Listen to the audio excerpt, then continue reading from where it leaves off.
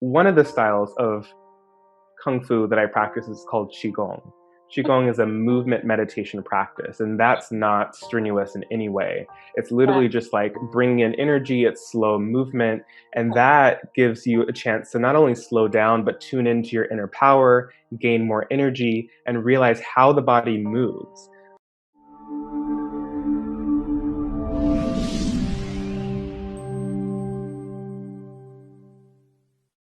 Welcome everyone to Go All In Show. My name is Stant. I am your host, and today I'm super excited to welcome my special friend and special guest here, Sifu Love, the master of the art of Kung Fu, the martial art.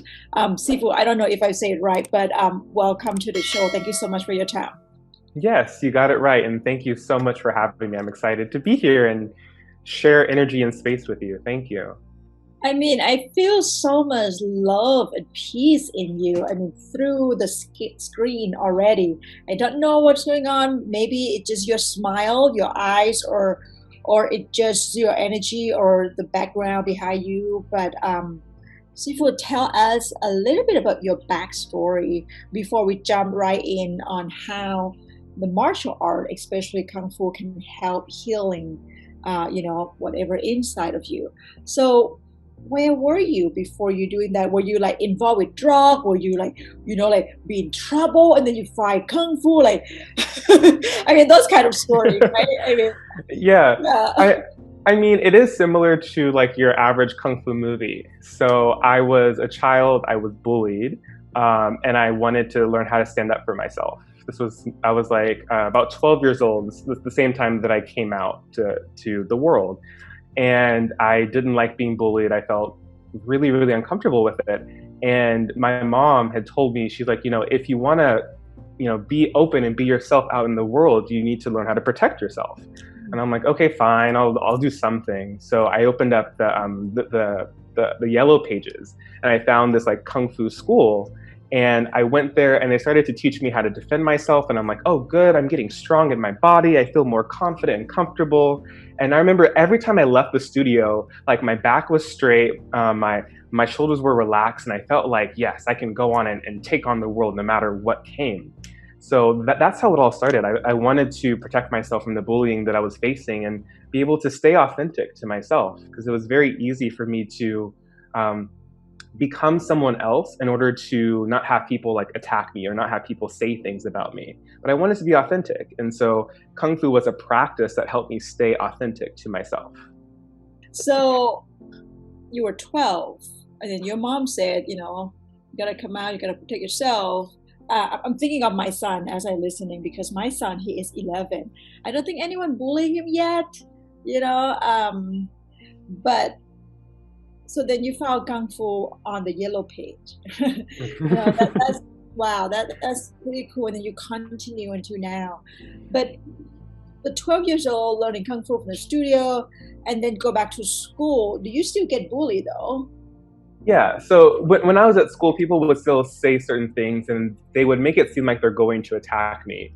But at that point, people knew that I was studying martial arts, so they were kind of afraid to actually approach me physically, but they would still say certain things. So the bullying subsided at that point. And then I remember just before I left, so this is about middle school. In middle school, I did a performance because we had like a talent show. And for my performance, I did a Kung Fu piece. And everyone was blown away because they saw me do flips and jumps and everything. And so they were even more terrified of like messing with me after that. So just having that performance, I was like, yes, don't mess with me anymore. So it really helped with the bullying that I faced. And it helped me, again, be more comfortable with myself. And that's why I kept doing it even throughout high school, throughout college. In college, I joined a world-renowned competitive martial arts team, and we traveled and did competitions. And it just became a major part of my lifestyle because it was a way that I could just stay to myself, and then also have like a comfortable body, and then also work on my my mental health. So curious, okay? So yes, you do the competition and everything, on stage. But what about in real life, like during the middle school or high school, have you get into the fight and then use the Kung Fu in the real life? Good question. Good question. So there was one incident in which, and this wasn't at school. This was me walking about. There was one incident in which someone sort of came at me as if they were going to attack me, and sort of instinctively, I know how to block and redirect energy. I'm very much of an energy master. So as they were coming in with this sort of like dangerous kind From of, the back or? yeah, no, from in front. Oh So wow. I was walking this way and they were walking this way, and I could feel the sort of sinisterness, like as if they wanted to do something to me. Hmm. And so like they were kind of walking toward me, and then I felt their weight kind of shift toward me as if they were going to attack me. And then what I did was I just literally, like, I stepped aside and I used my hand and I kind of pushed their body away, like very, very simple. It's a very simple move, but then like that really shook them, and then they got terrified in that moment, and they just kept walking. And I've never seen them again since that particular moment. So it's just a small moment, but that's sort of the thing with martial arts training, is that it's not really to learn the techniques to then fight and protect yourself. It's just to be able to recognize the moment in which something is about to become violent and redirect the violence so that there's a non-violent situation that happens. I love it. Even like your hand, you Yeah. just It's like, just move. ooh. I wish I have that magic. Like, go away. Wow. I'm blowing away. So how old were you at that time when you travel for the competition? hmm So I started traveling for competitions after I graduated from high school and I went to college. The team that I was with, they kept going to different places to do competitions and stuff, and I would join them for some. And I really loved traveling within the US for competitions, but it wasn't until after I graduated, actually many years later, that I started to do international competitions, because I moved to China around 2014. And when I was in China, I got to compete in China, in Thailand, in different places. And that was really, really beautiful. My favorite competition was one I did in Paris, because that one I did the Gay Olympics. And so I was around a bunch of other like queer people, and they were so loving and enjoyable. And I got to showcase martial arts with them. And so that felt like I was training with family at that point. And so that was a really transcendent moment for me to be there in that performance. See, I have no idea, and forgive me, I have no knowledge about Kung Fu, but how long is the competition normally last? Like you fight during the competition, right? And I mean, for how long? Yeah. Yeah, great question. And most people don't know these details anyway. So I'm very happy you're asking. I get to educate people. So when you compete, there's different types of competitions. There's one where you're demonstrating a form. So it's sort of like you're demonstrating a dance, but it's like a martial arts dance. And so like I might have a weapon or something and I'm swinging around the weapon, and there's certain ways in which you move to demonstrate mastery. So I would do like these little performances, and I would get judged. And then there are two-person events where you're actually fighting someone, and the first Right. person to get a hit gets a point, and when you get a certain amount of points, then you win. So that's really about practicing sparring, but in a respectful, disciplined manner. Mm, I love it. And I'm pretty sure that learning Kung Fu since 12 years old help you, practice your disciplinary so much, right? How hmm many It, hours a day were you practice? Like when you were serious, right? Not just as a little boy, 12 years old, but when you're serious, I mean, sorry, how many hours a day do you practice? That's a really good question. So it took me a couple years to get to like the discipline where I was like, I must train. Right? And at that point, I was probably training because I was still in school. So what I would do is I would wake up and I would do some stretches and stuff in the morning. I would go to school and I would go to the studio for like an hour or 2 hours. And then I would go home, do stuff, and I might do some stretching at night. So it ended up being, I'll say on average, 2 to 3 hours a night of some sort of training. And that was like that wasn't like my intensive days. When I'm training for competition, like I'm actually about to now, because the Gay Olympics is next year, so I'm preparing for that.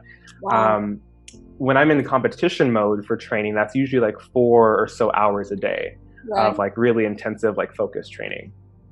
How old are you right now? Sorry. And no, I don't mind. I'm 29 right now. I'm Oh my almost goodness. 30. Yeah.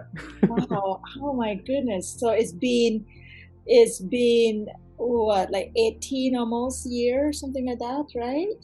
Yeah, so it's been, I started maybe like late 12 to 29. So it's been about 16, 17 years. So Yeah. it's been a while. Wow. At least my math is close. Um, so then how do you feel with being a muscular male, American who's training in the ancient martial art of Asia, and learning something beyond just physical, but to the I believe they have both feminine energy inside it too. How do you feel about that in the male perspective? That's a really good question. The martial arts school that I started training at was really beautiful in the way that they tried to honor the Eastern tradition. Sometimes I felt like they were so focused on the more masculine principles of just fighting, having a strong body, but intuitively I knew there was more to it. At that point I was learning how to meditate, and when I was meditating, I was bringing Yeah. in the divine feminine energy within me. So I kind of learned like there's more to this practice than I'm actually getting. So I started to study with other teachers, and through other teachers, I learned some of the more mental aspects of the practice, the more magical aspects, if you will. And what that's done is it's taught me to be so grateful toward the Eastern culture and the Eastern philosophy. And I've had to learn a lot of that stuff on my own and get feedback from my teachers. And that's really helped me to blend together this more like hard masculine aspect of the practice, and also the more, let's say, feminine internal aspect of the practice as well. And so that's what I bring into my teachings with people. Like I bring in that mixture, which I think is really important, because if you just have one, then it's a little bit unbalanced. But when you have two, I think that's where the true healing aspect can come in, is the blending of the two. Wow. So how can people just like me have no idea where to start, and we are older, right? And some of us not as healthy, and the body is not like can stretch very well, or cannot jump or kick. Um, how would you advise us, to learn Kung Fu, and how can it use to help healing the inside? That's a great question too. I am a competing athlete, but I also have had injuries. And through my injuries, I've learned how to scale down the practice. So it's not like I'm doing flips and jumps, but I'm doing more of a steady practice, something that's a little bit more within my seat, but still have that power flow into me through the movements and the practices. So one of the styles of Kung Fu that I practice is called Qigong. Qigong is a movement meditation practice, and that's not strenuous in any way. It's Right. literally just like bringing in energy, it's slow movement, and that gives you a chance to not only slow down, but tune into your inner power, gain more energy, and realize how the body moves.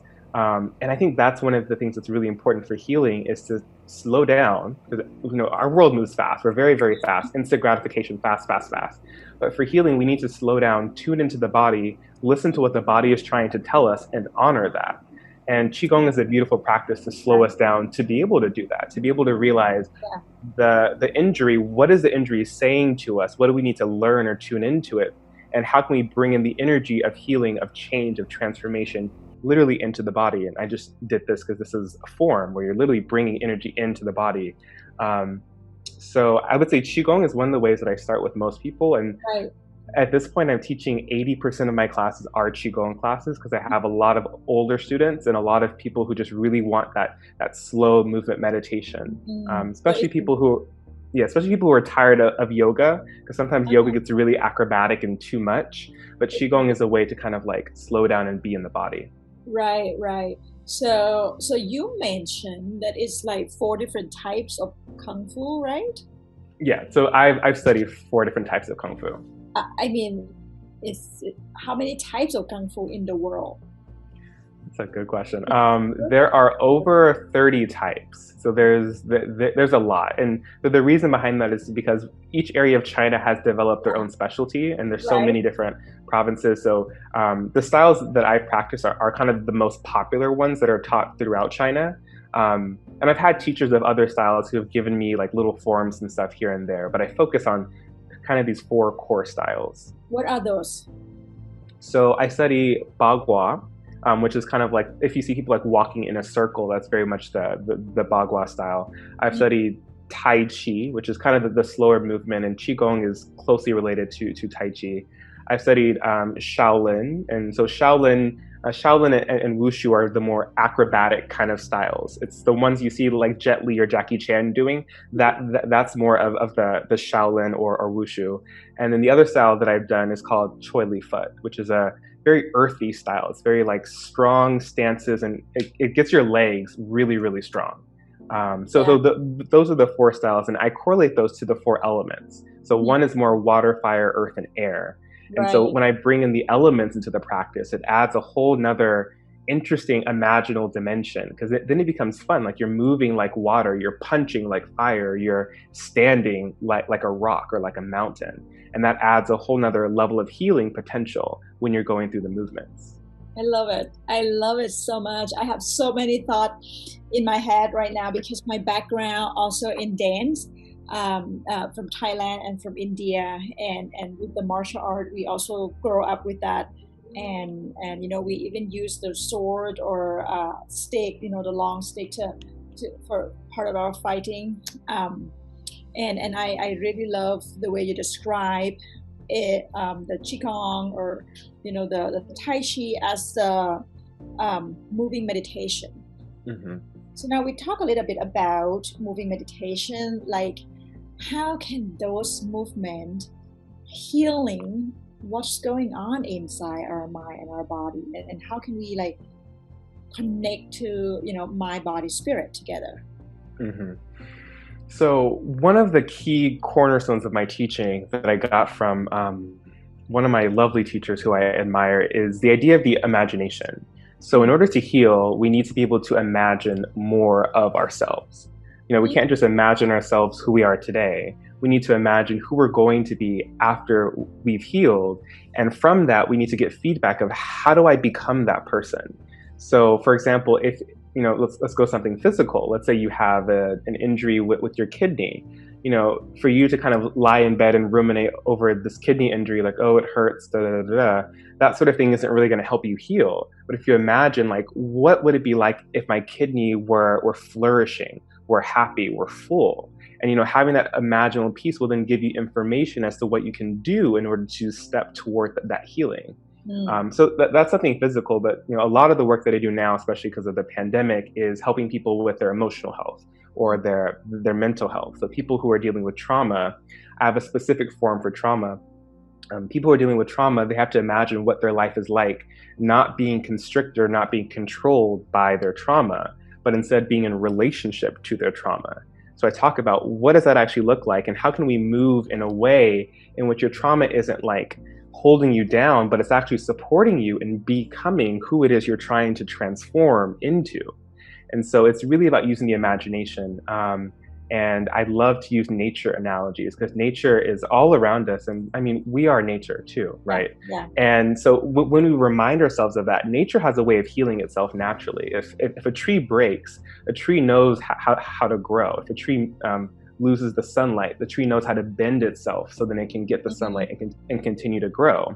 So when I bring in those the nature piece into the imagination, it inspires the person to really think more of themselves, to see themselves beyond what's in their current circumstance. And then we do movements that supplement that. So there's like a tree form, there's so many different kinds of forms, and that really helps to bring it all together. And so the mind and the body and the soul are now all working toward the goal of healing.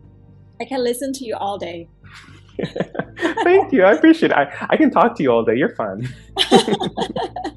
Well, Sifu, what is some exciting new project you have, and how can people reach out to you? Yeah.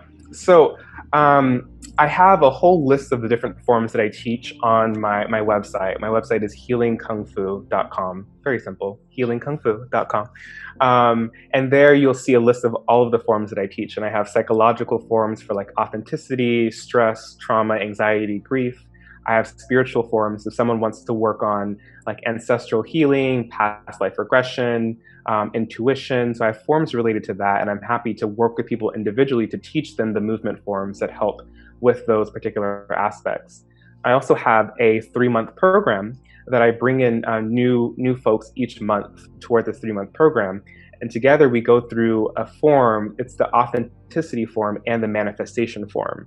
And that form helps you to manifest your truest self, to help you feel more confident and comfortable stepping into your most authentic self, no matter what the world is trying to tell you of who you should be or someone else telling you who they want you to be. It's more we tune into what's going on with you, and you move in a way that brings forth that person, that brings forth your soul, and you embody that within the program.